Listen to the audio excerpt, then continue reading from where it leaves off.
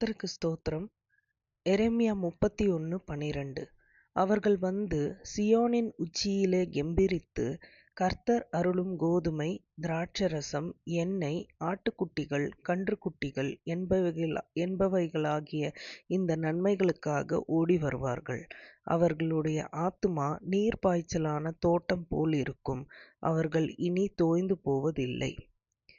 கோதுமை, திராட்சரசம், எண்ணெய், ஆட்டுக்குட்டிகள், கன்றுக்குட்டிகள். கோதுமை என்பது அத்தியாவசியமான ஒரு உணவு, நெசசிட்டி. ஸோ ஆண்டவருடைய மன்னா, தினம் அவருடைய வார்த்தை. அவர் வார்த்தையினால நம்ம திருப்தியாக்குவார். திராட்சரசம், ஹாப்பினஸ், ஜாய், ரிஜாய்சிங் இன் த லார்ட். ஸோ திராட்சரசம்ன்றது வந்துட்டு ஒரு ஹாப்பினஸ்.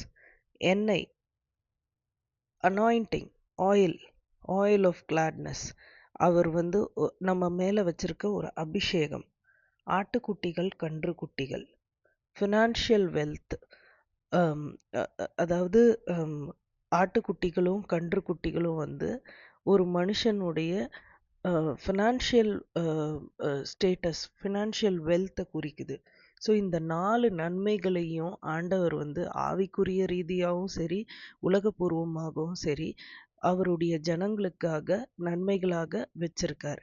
இந்த நன்மைகளால நம்முடைய வாழ்க்கையை திருப்தியாக்குவார் அப்படின்னு அவர் வாக்குத்தத்த ஒரு வார்த்தையாக நமக்கு சொல்றார். ஆமென்.